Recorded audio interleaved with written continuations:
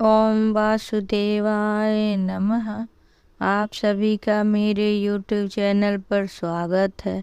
आज मैं आप सभी को कार्तिक मास में कहे जाने वाली कथा को सुनाती हूँ। आज कार्तिक माह का 8वां दिन है, इसलिए मैं 8वीं कथा आप लोगों को सुना रही हूँ, जिसे आप ध्यानपूर्वक श्रवण करें और भगवान विष्णु का ध्यान धरें। तो आइए सुनते हैं कार्तिक मास की कथा। एक गांव में एक साहूकार रहता था। वो बड़ा ही संपन्न था। उसके घर में किसी चीज की कमी नहीं थी। वह तन मन धन तीनों से ही संपन्न था। उसकी 3 बेटे थे, 3 बहुएं, पोते पोतियां, एक बेटी जमाई और नाती भी था। नाती नतनी उसकी पत्नी थी। उसका घर में कोई भी चीज की कमी नहीं थी। सब लोग बड़े हंसी खुशी और अच्छे से रहते थे। एक बार की बात है कि कार्तिक मास आया। तो कार्तिक मास में जो साहूकार की बीच वाली बहू थी, मझली बहू, वह बोली क्या कि मैं इस बार तारा भोज का पूजा करूंगी कार्तिक मास में। सबने बोला ठीक है कर लो। उसने कार्तिक मास में शुरू किया तारा भोज की कथा और पूजा उसको करनी थी। अब वो किसी को ढूंढने लगी कि कोई मेरी कथा सुन ले। सर्वप्रथम वो सास के पास गई। सास से बोली माँ जी आप मेरी कथा सुन लो। सास बोली अरे नहीं, अभी मैं मंदिर जा रही हूँ, अभी मैं तेरी कथा ना सुन पाऊंगी। फिर वो अपनी जेठानी के पास गई। बोली जेठानी से दीदी दीदी आप मेरी कथा सुन लो। तो वो बोली अरे नहीं, अभी मुझे भोजन की व्यवस्था करनी है, मैं ना तेरी कथा सुन पाऊंगी। फिर वो देवरानी के पास गई। बोली तू तो मेरी कथा सुन ले। तो वो बोली अरे जीजी मुझे अपने बच्चों को भी देखना है। फिर वो मन उदास करके जा ही रही थी, उसे ननद दिख गई। तो बोली अरे ननद रानी मेरी तारा भोज की कथा सुन लो। तो वो बोली कि अरे नहीं भाभी, मेरे ससुराल से बुलाहट आ गई है, मुझे अपने सामान बांधने हैं, मैं ना सुनूंगी आपकी कथा। ऐसा सोच सुन के उसका मन बड़ा उदास हो गया। वो बाहर निकली। उस समय नगर का राजा वहाँ से जा रहा था रथ पे। तो वो बोली अरे राजा से कि आप मेरी कथा सुन लो। राजा बोले अरे मुझे बहुत से कार्य है, मेरे अपने राज्य के कार्यभार संभालने, मैं कहाँ तुम्हारी कथा सुनता रहूँगा। फिर थोड़ी आगे बढ़ी तो उसे अपनी पड़ोसन पानी लेके आते हुए दिखी। तो बोली अरे बहन मेरी कथा सुन लेती। बोली हाँ हाँ मैं सुन लूँगी कथा। फिर वो घर पे लेके आए, तारा भोज का पूजा की, आरती की, कथा कही। इस प्रकार 1 महीने तक, पूरे कार्तिक महीने, वो तारा भोज का पूजा करती, कथा सुनती, आरती करती और पड़ोसन भी नियम से आती थी। जब अंतिम दिन कार्तिक मास का था, उस दिन उसको लेने के लिए मझली बहू को स्वर्ण विमान आया स्वर्ग से। जब उसकी सास देखी तो दौड़ के आई कि मैं भी तेरे साथ चलूंगी।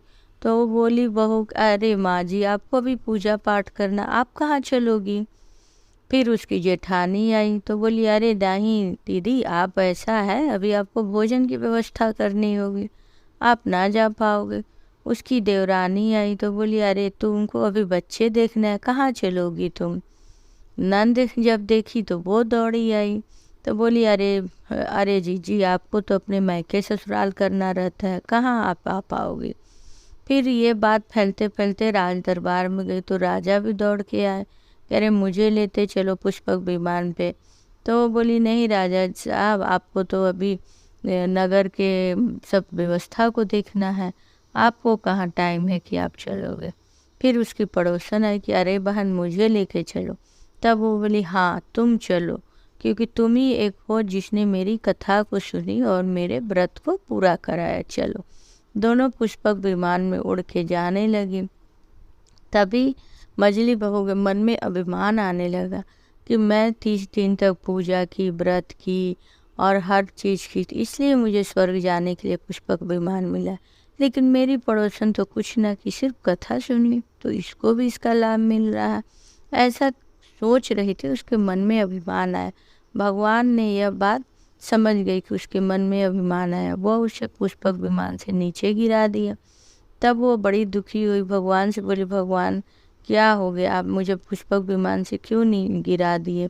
मैंने तो ऐसा कोई कार्य नहीं किया है जिससे कि मेरा आप स्वर्ग जाना रोक दें।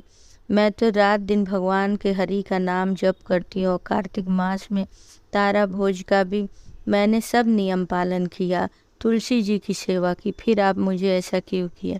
तो भगवान बोले, देखो तुम्हें इस बात का अभिमान हो गया है कि तुम्हारे करने के वजह से तुम स्वर्ग जा रही हो और तुम्हारी पड़ोसन को ऐसा मिल रहा है। भगवान से किसी की कोई बात छुपती नहीं है। तुम्हारे मन में ये विचार है, अभिमान हो गया, तो तुम्हारे अंदर कोई भी विकार अगर रहेगा तो तुम स्वर्ग को नहीं जा सकती, इसलिए तुम्हारा रुकना अभी उचित है। तब वो माफ़ी मांगने लगी। तब बोले श्री हरि विष्णु, ठीक है, तुम 3 साल तक बिना किसी द्वेष और मन को साफ करके तारा भोज का व्रत करो, फिर तुम्हें पुष्पक विमान आएगी लेने के लिए। और जो पड़ोसन थी उसके मन में तो कुछ नहीं था, निस्वार्थ भाव से इसका कथा सुन रही थी, उसे भगवान स्वर्ग लेके चले गए। तो इसलिए हमारे मन में कोई भी विचार आता है उसे भगवान जरूर जानते हैं, तो हमें अपने विचार को शुद्ध रखना चाहिए। आप लोगों को यह कथा कैसी लगी आप कमेंट बॉक्स में ज़रूर बताएं और लाइक करें, सब्सक्राइब करें। आप लोगों से मैं पहले भी बोल चुकी हूँ और अब बार बार बोलती हूँ, किसी भी पूजा में हम जितना ही करें, अगर हम सामर्थ्यवान हैं तो हमें अच्छे से अच्छे दान उपदान और बढ़िया ढंग से पूजा पाठ करनी चाहिए। ऐसा नहीं है कि जो सामर्थ्यवान है उसके लिए है कि एक फूल लेके पूजा कर ले, क्योंकि हर चीज़ कोई ना कोई किसी न किसी रूप में जुड़ा हुआ है। अगर आपके पास सामर्थ्य नहीं है तो आप फूल लेके भी एक खड़े हो जाएंगे तो भी हमारे भगवान सुनेंगे। जैसे इस कथा में था कि जो पड़ोसन थी उसके हृदय में कोई छल कपट नहीं था, वह भगवान का कथा सुनी थी तो वह स्वर्ग को गई। तो इसी तरह हम लोग को अपने मन को शुद्ध रखना चाहिए।